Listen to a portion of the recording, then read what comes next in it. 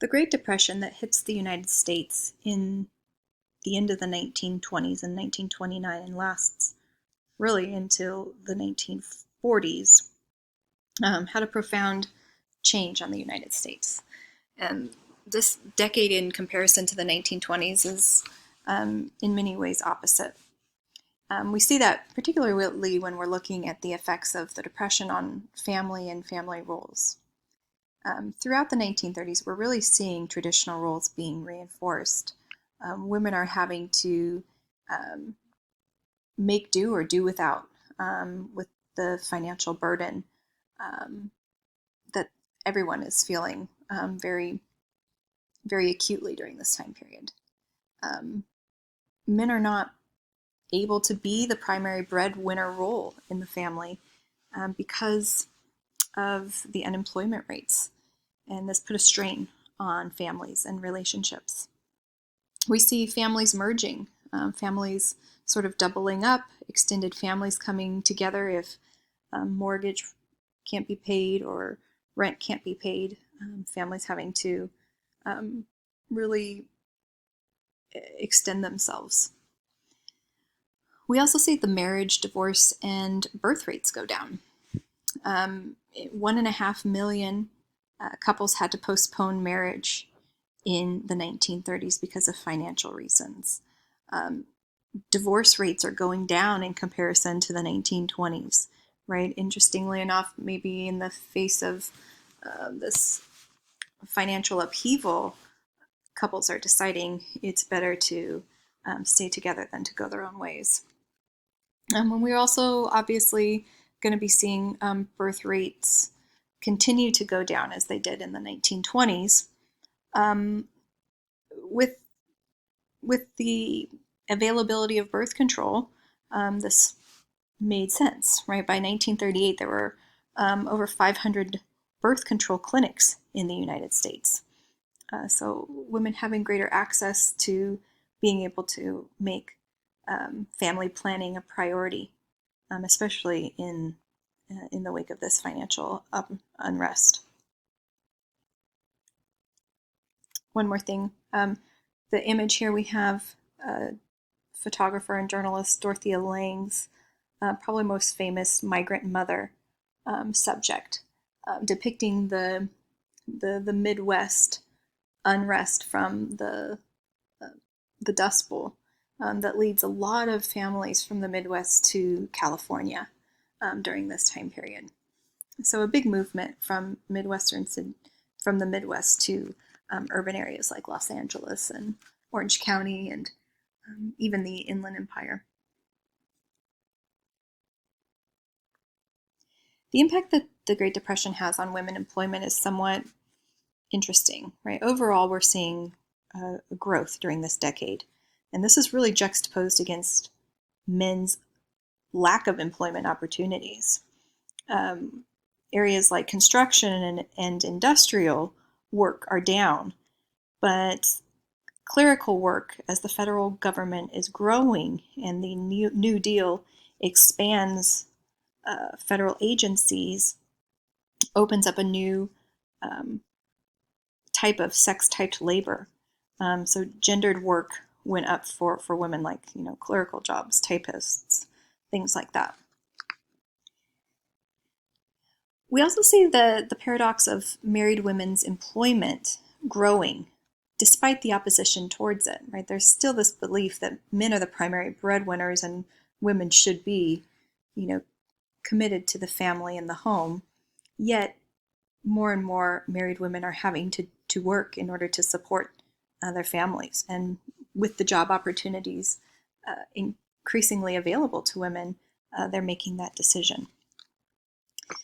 There was a lot of also racial discrimination that we can look at in the 1930s. Black women particularly are hit hard by the Depression.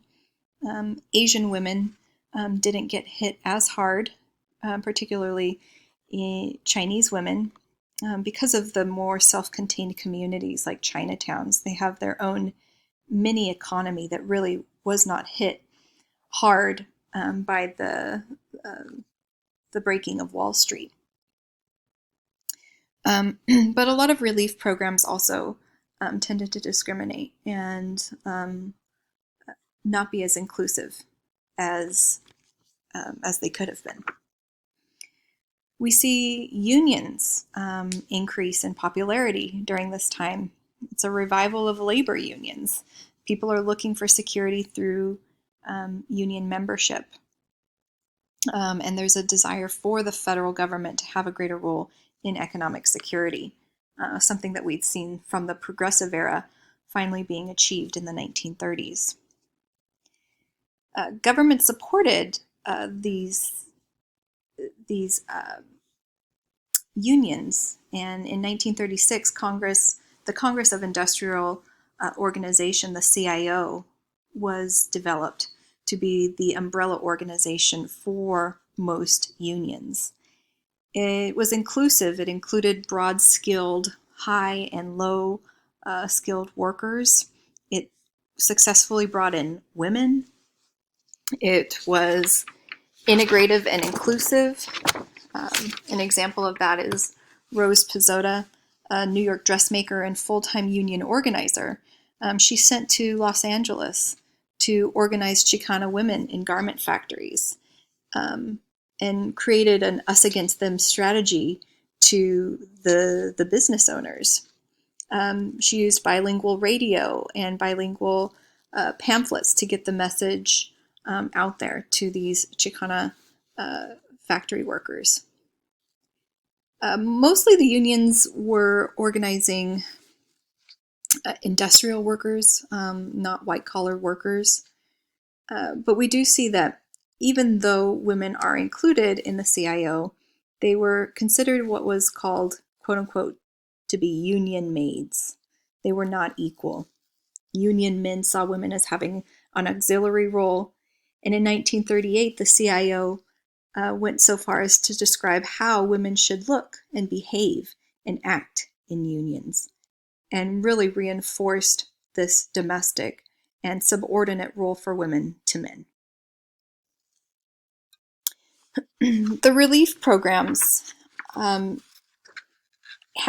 a somewhat mixed result in their impact to women. The WPA employed about 19% of women who were mostly single mothers.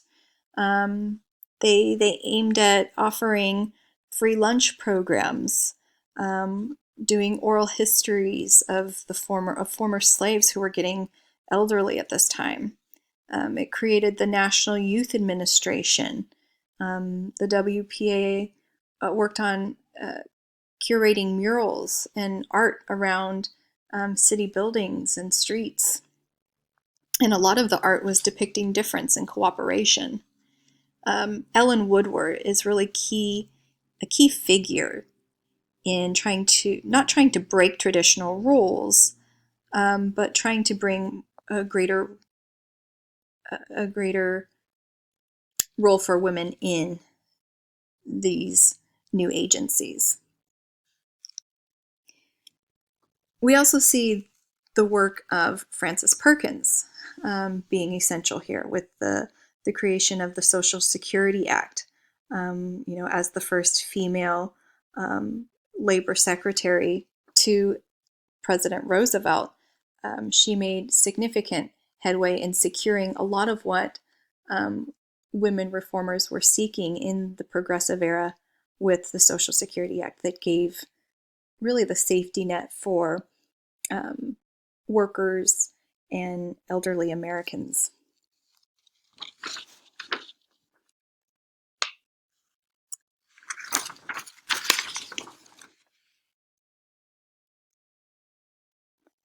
The 1930s, we also see a greater discrimination, especially on the West Coast, to Mexican Americans. We see a lot of voluntary repatriation to Mexico, and then followed by forced deportations to Mexico. So here, there is a large crowd of Mexican Americans waiting to leave Los Angeles, to board a train, and to be sent back because there was a lack of jobs, and a lot of native-born Anglo-Americans believed the work should be for them and not for immigrants or recent immigrants. So a lot of ethnocentrism and racism in the face of this economic depression. And lastly, looking at women in the New Deal, the most important manifestation of feminism was probably the work of women in the New Deal programs and agencies.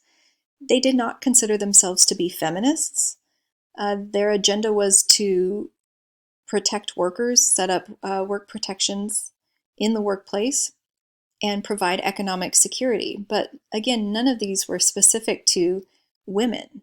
They weren't just looking to set up protections or economic security for women, but for communities at large: men, women, children, the family, everyone. Women's influence in the New Deal really focused on social welfare, like we talked about with Frances Perkins. But there's a focus on policy making, not necessarily displacing men, but helping to create new agencies, new positions, where women had the experience and the background as experts in these fields of social welfare. You could think about the settlement houses and that movement. A lot of that was priming these reform women for the creation and the setting up of these new agencies and programs that would aim at providing that, again, safety net, that social welfare system in the United States. We see women's networks really playing a role in their influence in the New Deal here. Eleanor Roosevelt, the First Lady, being the leader of this network. She herself, as an organizer in the 1920s, had access to a lot of names and connections to help women have greater influence in the New Deal programs. But we also see patronage as influencing the New Deal. Women who were supporting the Democratic Party or having been a longtime supporter of different politicians and organizers found ways where they were getting a payoff, being appointed to important positions, right? Frances Perkins being a prime example of that, getting appointed as the Secretary of Labor in the Roosevelt administration. Mostly we see this network of women being, white women, but Mary McLeod Bethune is the exception here. She was appointed to the National Youth Administration to provide access to African American and minorities. Overall, the women's positions in the New Deal are short-lived. With the onset of World War II, we see the emphasis of government focusing on warfare. So from welfare in the 1930s to warfare in the 1940s. These programs tended to become headed by men, and the older women who are on their way out don't necessarily train the younger women to replace them. So when these women of the New Deal retire, there's no women to sort of take their positions. Here you have a picture of Frances Perkins there signing behind Roosevelt as they signed the Social Security Act into law. All right, some of the cultural contradictions of the 1930s. The public sphere is expanding. Women have more roles outside of the home, but domesticity is still being reinforced through the traditional family and the traditional notions about men being the primary breadwinners.